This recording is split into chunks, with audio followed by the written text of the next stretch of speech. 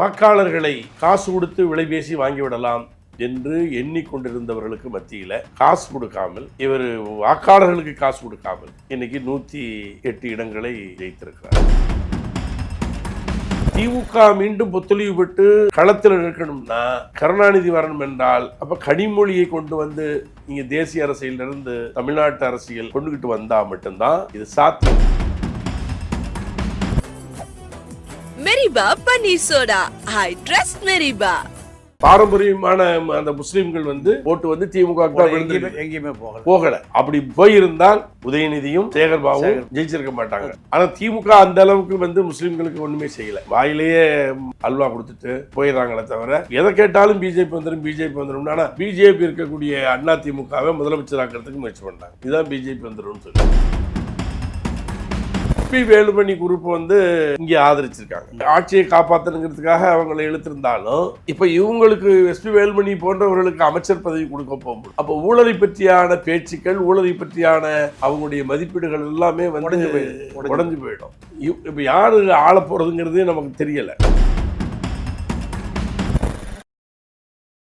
ஐக்கிய முஸ்லீம் முன்னேற்ற கழகத்தினுடைய தலைவர், முன்னாள் வக்ஃப் போர்டு சேர்மன், முஸ்லீம் சமூகத்தினுடைய சமரசமற்ற போராளி அண்ணன் ஹைதர் அலி அவர்கள் நமது ரிஃப்ளெக்ட் நியூஸ் செய்தி ஸ்தாபனத்திற்கு வருகை தந்திருக்கிறார்கள்.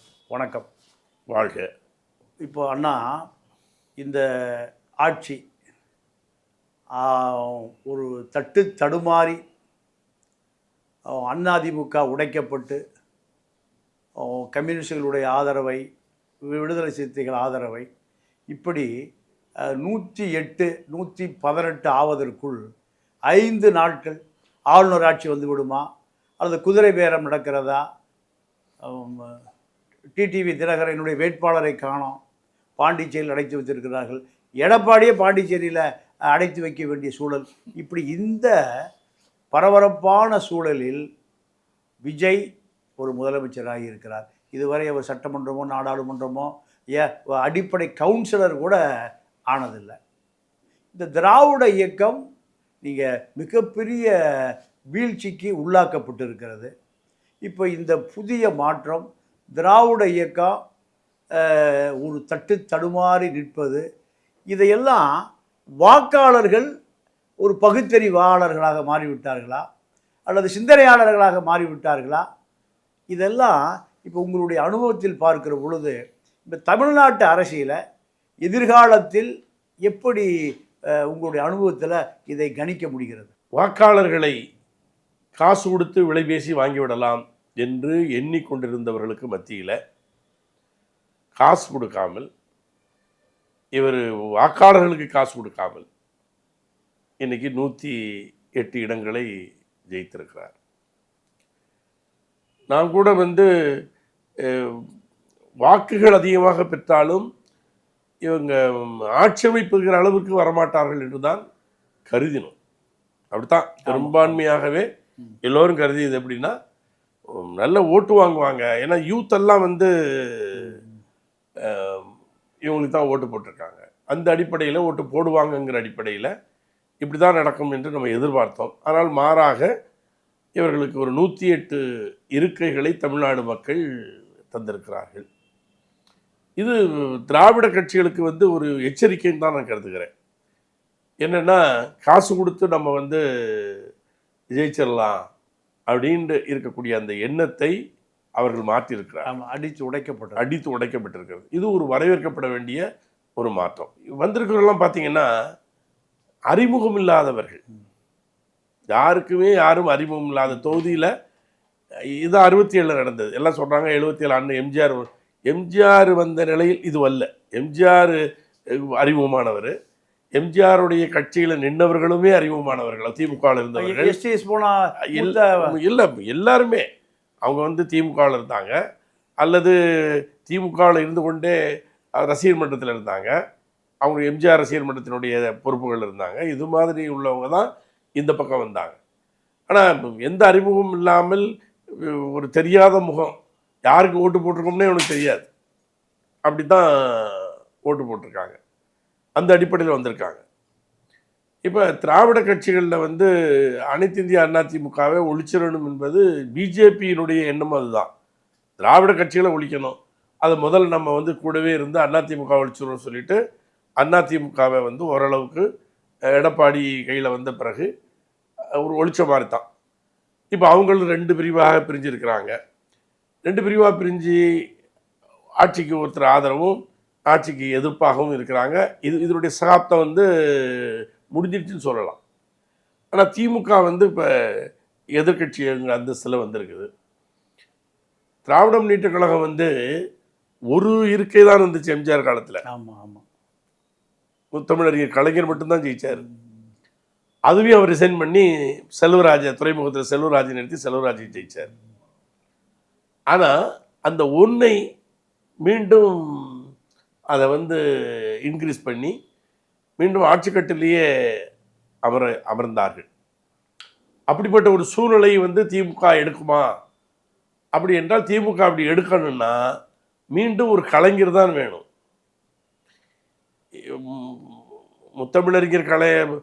முத்தமிழறிஞருடைய பேரை முத்துவேல் கருணாநிதி ஸ்டாலின் என்று அவர் சொன்னாலும் அதற்குரிய ஆற்றல் அவரிடத்தில் இருக்கிறதா என்றால் நிச்சயமாக இல்லை என்பதுதான் தெரியும். சும்மா கட்சியில் இருக்கிறவங்க அவரை மிஞ்சி விட்டார்லாம் சொல்லி அவரை வந்து நாசம் பண்ணாங்க. அப்போ திமுக மீண்டும் பொத்தொழிவு பெற்று களத்தில் நிற்கணும்னா கருணாநிதி வரணும் என்றால் அப்போ கனிமொழியை கொண்டு வந்து இங்கே தேசிய அரசியலிருந்து தமிழ்நாட்டு அரசியல் கொண்டுக்கிட்டு வந்தால் மட்டும்தான் இது சாத்தியம். ஏன்னா இவங்க வந்து எல்லாத்தையுமே இப்போ திமுகவில் என்ன ஆச்சுன்னா, நீங்கள் பார்த்தீங்கன்னா எழும்பூரில் வந்து பழைய எம்எல்ஏ யாருன்னா பரந்தாமன் கட்சிக்காரரு, இவங்களே எல்லாமே வந்து காயடிச்சாங்க. அதாவது ஒரு அமைச்சர் 2 காயடிக்கிறாருன்னா இவங்க சொல்கிறதெல்லாம் அவங்க சொல்கிறதெல்லாம் இவங்க கேட்குறாங்கன்னா எப்படி? அப்போ கட்சியை வந்து நடத்துவதற்கே கட்சியினுடைய வேட்பாளர்களை தேர்வு செய்வதிலிருந்தே இவங்க வந்து ரொம்ப பலகீனமாக ஆயிட்டாங்க. அது சில இடங்களில் மட்டும்தான் அவங்க வேட்பாளர்களை மாற்றிருக்காங்க. பல இடங்களில் வேட்பாளர்கள் சம்பந்தப்பட்ட அவர் குடும்பத்துக்கோ அல்லது சில பேருக்கோ பணம் கொடுத்துட்டு தான் வேட்பாளராக ஆகியிருக்காங்க திமுகவில். ஆமாம், இதெல்லாம் நடந்திருக்கு.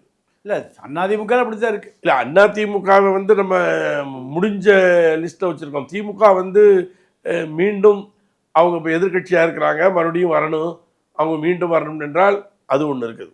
இன்னொரு விஷயம் திமுகவில் என்னென்னா, திமுகவில் வந்து வார்டு செயலாளரிலிருந்து மாவட்ட செயலாளர் வரை வந்து நிலப்பொறுப்புத்துவ சமூக அமைப்பில் உள்ள ஜமீன்களாக இருக்கிறாங்க. யாரையும் மதிக்கிறது இல்லை, காசு கொடுத்தா தான். இப்போ திருவிழாநி தொகுதியில் தொண்டிங்கிற ஊர், எங்கள் ஊர், நம்ம ஊர் தொண்டி. அதில் அந்த பஞ்சாயத்து போர்டுக்கு வந்து ஜமாத்து மற்ற எல்லாரும் சேர்ந்து ஒருத்தரை தீர்மானிக்கிறாங்க. மாவட்ட செயலாளர்கிட்ட போய் காசை கொடுத்துட்டு வாங்கிட்டு வந்தவங்க இன்றைக்கி அந்த ஊரில் கடுமையான ஊழல் செஞ்சுன்னு சொல்லிட்டு ஹைகோர்ட்டில் போட்டு இன்றைக்கி இது விசாரணையில் நிலைக்கு வந்துருச்சு. ஆனால் அதை எப்படி காப்பாற்றணுங்கிறது அந்த மாவட்ட செயலாளர் பார்க்குறாரு தவிர, ஏன்னா கப்பம் ஒழுங்காக போயிட்டு இருந்தால் சரி, அவங்களுக்கு காசு வந்தால் அதை பற்றி எதை பற்றியுமே கவலைப்படுறதில்லை. அது மாதிரி குட்டி குட்டி ஜமீன்கள் வந்து திமுகவில் வந்து அதிகமாயிருச்சு. அப்போ இந்த ஜமீன்கள் இருக்கிற வரை லோக்கலில் உள்ள இந்த தடவை வந்து திமுகவுடைய ஆட்சியில் பாராட்டக்கூடிய பல விஷயங்கள் இருக்கிறது, அதெல்லாம் நம்ம மறுக்க முடியாது. ஆனால் இந்த குட்டி ஜமீன்களுடைய ஆதிக்கம் மக்கள் மத்தியில் ஒரு வெறுப்பை உண்டாக்கி விட்டு, அதான் பழைய காங்கிரஸ் கட்சி மாதிரி எடுத்துக்கலாமா? பண்ணையார்கள், ஜமீன்தார்கள், ஆமாம், இல்லை அவங்களை விட இவங்க மோசமா. பண்ணையார்கள் வந்து அந்த பழைய பண்ணையார்களாக இருந்தாலும் அவனுடைய அந்த லிமிட்டை, இவன் பஞ்ச பராரியாக இருந்து வந்தவனை வந்து பிடிக்க முடியலை. இப்போ இதே அச்சம் வந்து விஜய் கட்சியிலையும் இப்போ அச்சம் உண்டாகுது. அதே மாதிரி பல இடங்களில் இப்போவே ஆட்டம் போட ஆரம்பிச்சிட்டாங்க. இப்போவே வந்து வாழை வச்சு கேட்க விட்டுறது, ஆமாம், துணை சபாநாயகருடைய இருக்கையை பண்ணுறது, பழைய அவங்களுடைய தண்ணி அடிச்சுட்டு டான்ஸ் ஆடுறது. ஒருத்தர் வந்து போலீஸ்காரர் ஒருத்தர் கட்ட பஞ்சாயத்து பண்ணி அவர் சஸ்பெண்ட் ஆனவர், அவர் வந்திருக்கிறாரு. இப்போ இவங்க என்ன செய்வாங்க? இந்த கட்டுப்பாடு அவர் வந்து முதல் நாளே சொல்லுகிறார். ஒரு பவர் தான், நீங்கள் ஆடினீங்கன்னா தொலைச்சிடுன்னு சொல்லியிருக்கார். ஆனால் போக போக தான் பார்க்கணும். இப்போ உடனடியாகவே நம்ம வந்து ஒன்றும் சொல்ல முடியாது. போக போக தான் இந்த ஆட்சி திமுகவினுடைய மறுபதிப்பாக வருகிறதா, இல்லை இது வந்து ஒரு நல்ல ஒரு தனித்தன்மையோடு கொண்டு போகிறாங்களான்னு நம்ம உடனடியாக நம்ம பார்க்க முடியாது. பொறுத்திருந்தான் பார்க்கணும். இப்போ இந்த வெற்றி விஜயை பொறுத்த வரைக்கும் இப்போ ஒரு கடுமையான விமர்சனம் வைக்கிறாங்க. இவர் ஆர்எஸ்எஸ் பின்னணியில் இயங்குகிறார். உதாரணத்துக்கு இப்போ அவருடைய மேனேஜர் கணக்குப்புள்ள வெங்கட் ரமணன், அவர் ஆர்எஸ்எஸ் உறுப்பினர், பொருளாளர் ஆர்எஸ்எஸ் உறுப்பினர், இப்போ அமைச்சர். அதே போல் நிர்மல்குமார் பாஜகவில் இருந்தே வந்தார். இல்லை, அவர் ஆர்எஸ்எஸ் ஆமாம், பாஜக, பிறகு அதிமுக, ஆமாம், பிறகு இங்கே வந்திருக்காரு. அதே போல் இப்போ அந்த சிவகாசி கீர்த்தனா, அந்த அம்மா நீங்கள் கடைசி நாள் வரைக்கும் மோடி படத்தை போட்டு அந்த அம்மா ட்விட்டர் ஃபேஸ்புக்கில் அவருடைய ஆட்சியை ஆஹா ஓஹோ, அது அது அது அந்த அம்மாவுடைய தனிப்பட்ட விருப்பம் இருந்தாலும் அந்த அம்மாவை பொறுத்த வரைக்கும் இந்த பிரசாந்த் கிஷோர் ஐடிவிங்கில் அந்த அம்மா ஒரு டீம் லீடர். அப்போ அடுத்து அந்த அம்மா பெண் நிறுவனத்துக்கு வருது, சந்திரபாபு. ஆமாம், உடைய வெற்றி கூட அந்த அம்மா ஒர்க் பண்ணியிருக்காங்க. அப்போ இப்படியெல்லாம் இருக்காங்க. அதுபோல் அந்த அம்மா முழுமையாக இந்து மத உணர்வு உள்ளவர் அந்த அம்மா, அதை ஆதரிப்பவர். இப்படி தொடர்ந்து குற்றச்சாட்டு வர்ற மற்ற புஷியை பொறுத்த வரைக்கும் அவர் ஒரு பாண்டிச்சேரி அரசியலேருந்து வந்தவர். அவருக்கு அதிகமாக தெரிஞ்ச அரசியலே ஆர்எஸ்எஸ் பிஜேபி அரசியல் தான்.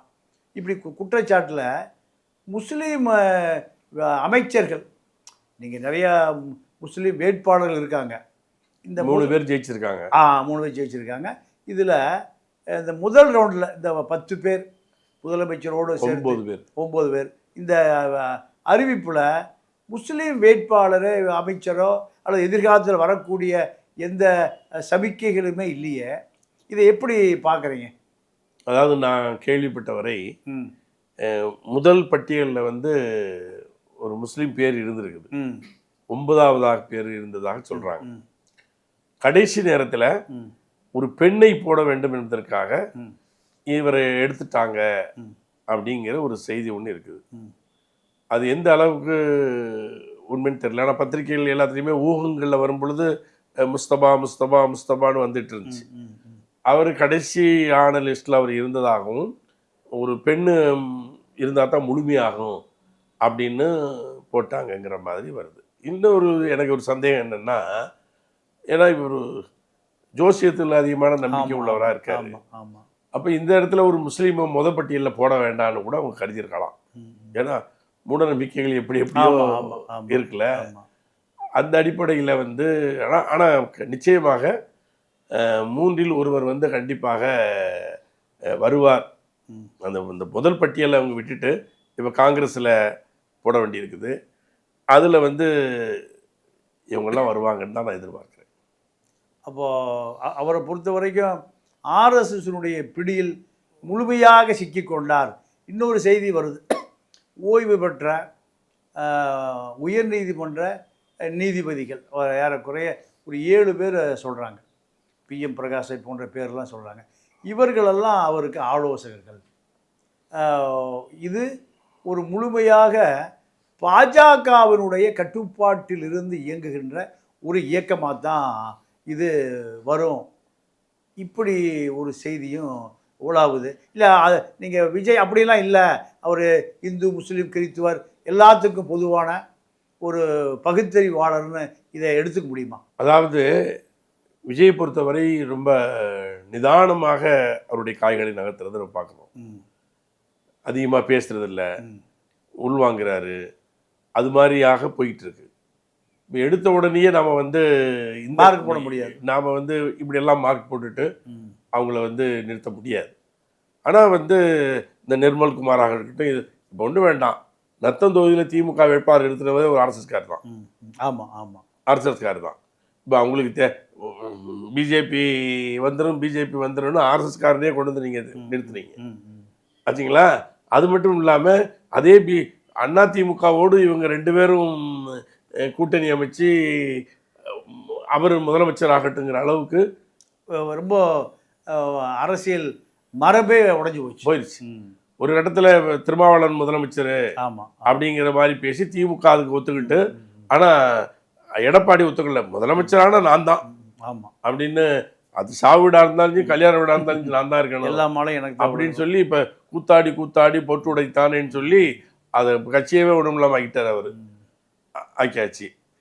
இப்போ இன்னொரு விஷயம் என்னன்னா, அதிமுக வேலுமணி வந்து முழுக்க முழுக்க அமித்ஷாவுடைய கண்ட்ரோலில் உள்ள ஆமாம் ஆமாம் SP வேலுமணி. ஜக்கி வழியா எஸ்பி வேலுமணி. இப்போ எஸ்பி வேலுமணி குரூப் வந்து இங்கே ஆதரிச்சிருக்காங்க. அவங்களுக்கு அமைச்சர் பதவி கூட கொடுக்கப்படலாம் என்று பேசப்படுகிறது. இப்போ ஆட்சியை காப்பாற்றணுங்கிறதுக்காக அவங்களை இழுத்திருந்தாலும், இப்போ இவங்களுக்கு எஸ்பி வேலுமணி போன்றவர்களுக்கு அமைச்சர் பதவி கொடுக்க போகும் பொழுது, அப்போ ஊழலை பற்றியான பேச்சுக்கள், ஊழலை பற்றியான அவங்களுடைய மதிப்பீடுகள் எல்லாமே வந்து உடஞ்சு போயிடும். லீமா ரோஸ் அவங்க எல்லாமே இந்த குரூப்பில் வந்திருக்கிறாங்க. மார்ட்டினுடைய வியூகம்தான் இதெல்லாம் ஓடுதா அப்படிங்கிற எண்ணுகிற அளவிற்கு அவருடைய ஆதோர்ஜனா மார்ட்டினுடைய மருமகன், அங்கே ஒரு மகன் ஜெயிச்சிருக்காரு, அவர் மந்திரியா போறாரு பாண்டிச்சேரியில். இந்த அம்மா வந்து சட்டசபைக்கு வந்துட்டாங்க. இப்போ யார் ஆள போகிறதுங்கிறது நமக்கு தெரியலை. பொறுத்திருந்தான் பார்க்கணும். ஒரு 4 நாள் 5 நாளையில் நம்ம வந்து எந்த முடிவையுமே சொல்ல முடியாது. பட் அவர் ஜோசியர்காரரை போட்டார். எதிர்ப்புகள் வந்து பதிவு பண்ண பிறகு அதை வாபஸ் வாங்கிட்டாங்க. அதை வந்து நம்ம உண்மையிலேயே பாராட்டணும். தப்பு பண்ணார், வாபஸ் வாங்கிடுறாங்க. இந்த நடைமுறை வந்து தொடருமா, இல்லை நான் பாட்டுக்கு செஞ்சிட்ருக்கேன்னு சொல்லிட்டு அவர் அழுத்திட்டு போகிறாராங்கிறத போக போக தான் நம்ம பார்க்க முடியும். இப்போ உடனடியாகவே அதுக்கு மார்க் போடுறதெல்லாம் அது வந்து அவளது சிறந்த பண்பு இல்லை. இப்போ இந்த அதிமுக உடைந்ததுக்கு முழு காரணம் முதலமைச்சர் விஜய் தான் காரணம். நீங்கள் அந்த 4ஆம் தேதி 108 சட்டமன்ற உறுப்பினர்கள் வெற்றி பெற்ற பிறகு நேரடியாக எடப்பாடிகிட்ட பேசாமல் எடப்பாடியினுடைய சட்டமன்ற உறுப்பினர்களிடம் செங்கோட்டையனை பேச சொன்னதே விஜய் தான். சார், ஒரு விஷயத்தை நீங்கள் புரிஞ்சுக்கணும். என்ன விஷயம்னா, எடப்பாடியை பொறுத்தவரை அவர் தான் முதலமைச்சருங்கிறதுல அவர் கன்ஃபார்மாக இருக்கிறார். அது அவருடைய பொதுச் செயலாளர். இப்போ வந்து செங்கோட்டையன் வந்து அதிமுகவில் இருந்தவர். செங்கோட்டையனுக்கும் எடப்பாடிக்குமே முதல்ல பிடிச்சிக்காது. அப்போ செங்கோட்டையன் மூலமாகத்தான் இவங்க வந்து, இப்போ நான் என்ன கேள்விப்பட்டேன்னா, நத்தம் விஸ்வநாதன் அவங்க பேசியிருக்கிறாங்க, அவங்க மூலியமாக ஒரு 20 எம்எல்ஏக்கள் வரப்போகிறாங்கங்கிற செய்திகள் எல்லாமே அதாவது காற்று வாக்கில் வந்த செய்திகள் தான். ஆனால் இதை வந்து விஜய் ஆப்ரேஷன் பண்ணுறாருன்னு நான் நினைக்கல. இது முழுக்க ஆப்ரேஷன் வந்து அமித்ஷா பண்ணுறாரு தான் நான் நினைக்கிறேன். ஏன்னா உங்களுக்கு வந்து இப்போ ராகுல் இருக்கிறாரு உள்ள, அதாவது யார் விஜய்கிட்டத்தான ராகுல் இருக்காரு, அதிமுகவில் தான் அமித்ஷா இருக்காரு. அதிமுகவில் அமித்ஷா வந்து இதை இயக்குறாரு. இப்போ ராகுல் ஒன்று இருக்கிறதுனால, அதாவது இந்த விஷயத்தில் வந்து காங்கிரஸ் வந்து கொஞ்சம் புத்திசாலித்தனமாக நடந்துக்கிட்டு தான் நான் கருதுகிறேன். ஏன்னா அந்த பக்கம் போய்விடக்கூடாது என்பதற்காக இவங்க போய் அங்கே ஒரு சக்கு வச்சுட்டு உட்காந்துட்டாங்க. இது ஒரு புத்திசாலித்தனமான ஒரு நடவடிக்கையாகத்தான் இருக்காங்க. ஏன்னா முதல்லையே அவங்க வந்து அவங்கக்கிட்ட பேசுனது தான், தேர்தலுக்கு முன்னாடியே 2 குரூப்பும் வந்து பேசுனது தான். அது பிறகு சோனியா இடையில போந்து அதை மாற்றி ஒரு சீட்டு 2 சீட்டு 3 சீட்டு எக்ஸ்ட்ரா வாங்கி திமுகவோட கூட்டணியில் இருந்தாங்க. அந்த சண்டை தான் இவங்களுடைய இந்த ஆரம்ப கால அந்த நேரத்தில் இவங்க போட்ட சண்டை. காங்கிரஸ் கட்சியில் வந்து இருக்கக்கூடிய சிலருடைய அதிக பிரசங்கித்தனமான வெளியே பேசியதெல்லாம் தான் அவங்க சீட்டு வாங்கினாலும் வெற்றி குறைஞ்சதுக்கு அது முக்கியமான காரணம்.